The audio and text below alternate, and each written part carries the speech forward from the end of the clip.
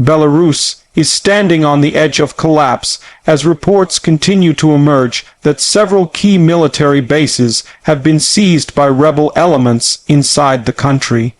The leadership of Alexander Lukashenko, which once ruled with an iron fist, is now shaking under the pressure of internal betrayal and external influence. Across cities and towns, confusion reigns as loyalist troops clash with rebel soldiers, while citizens take to the streets demanding the end of dictatorship. The atmosphere is filled with fear, tension, and uncertainty.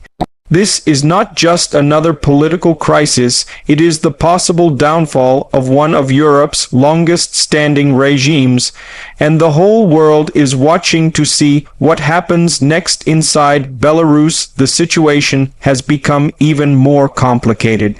For years, Lukashenko depended on loyalty from his military intelligence services and police. That loyalty has now fractured.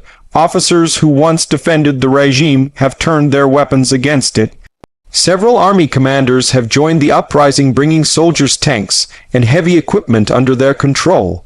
Some of the largest military bases, located near the borders of Poland and Ukraine, are now in the hands of the rebels. Communication with Minsk has been cut off, and the government's control is shrinking by the hour. The interior of this crisis is a battlefield of divided loyalties and hidden agendas. Many soldiers claim they are tired of fighting for a corrupt leadership, and they no longer want to follow orders that go against the will of the people.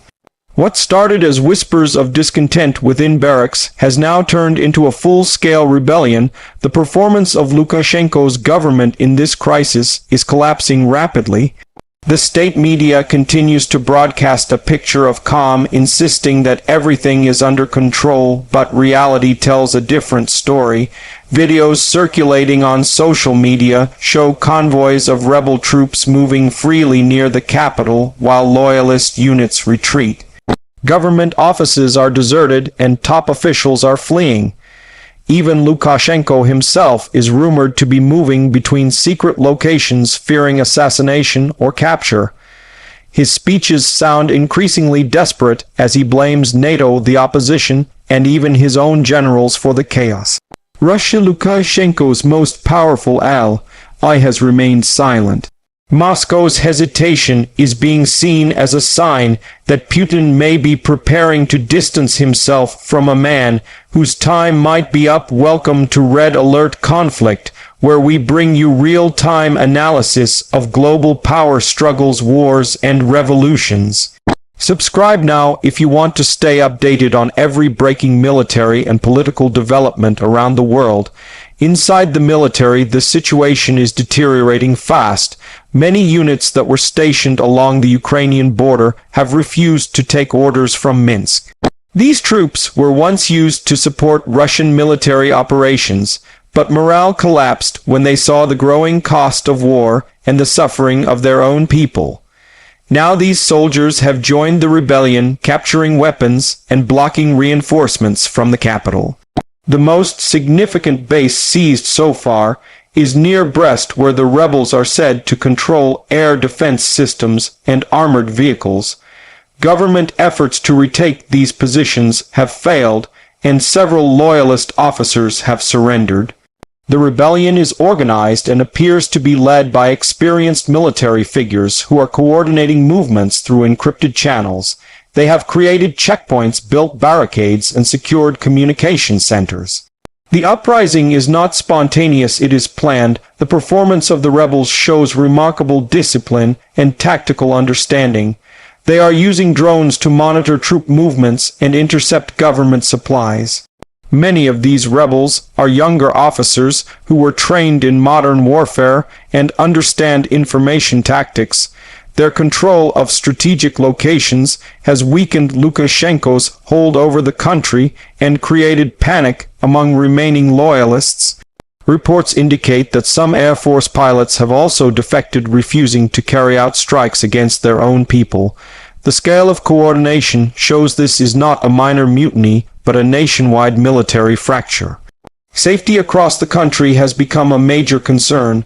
Civilians have been asked to stay home while power outages and communication blackouts spread.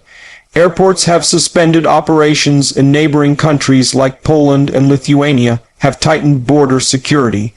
Evacuations of foreign diplomats have begun, and several embassies have closed temporarily.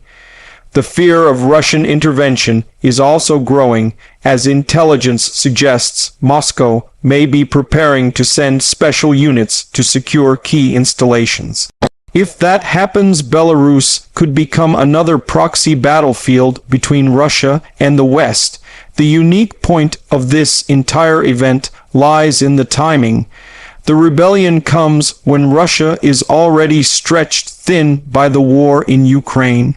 For years, Belarus served as Moscow's buffer state, allowing Russian forces to operate freely along the Western Front. But now that same ally has become unstable. Some analysts believe that Ukraine quietly supports this unrest to weaken Russia's strategic position. Kiev denies any direct involvement, but Ukrainian intelligence may be supplying information to help rebels disrupt Russian influence. Meanwhile, Western nations are watching carefully, avoiding open statements, but clearly hoping that Lukashenko's downfall will weaken Moscow's grip on the region. The economic cost of this crisis is already visible. Fuel shortages have hit several cities, banks are closing, and the national currency is falling sharply. International trade routes passing through Belarus are disrupted, causing problems for both Russia and the European Union. Factories have stopped production as workers join strikes demanding the president's resignation. The real price of this uprising is being paid by ordinary Belarusians who are facing food shortages and unemployment in the middle of political chaos. Sanctions from the West have intensified, and no country seems willing to offer financial aid until the political future of Belarus becomes clear. As the rebellion gains ground, Lukashenko's options are shrinking. He can either negotiate with the rebels, risk Russian military intervention, or attempt a brutal crackdown that might destroy his country completely. His decades-long rule built on fear, propaganda, and control seems to be ending not with foreign invasion but with the collapse of loyalty within his own forces. The Belarusian people have waited for years for this moment, but what comes next remains uncertain. If Russia intervenes, it could crush the uprising temporarily, but that would also turn Belarus into a military zone for years to come. If the rebellion succeeds, Belarus may finally move toward freedom, but it will face a long road of rebuilding. In conclusion, Belarus is living through its most dangerous hour. The seizure of military bases, the defection of troops, and the silent observation of Russia and Ukraine have all created a perfect storm. This is no longer just a national crisis, it is a geopolitical earthquake whose aftershocks will be felt across Europe.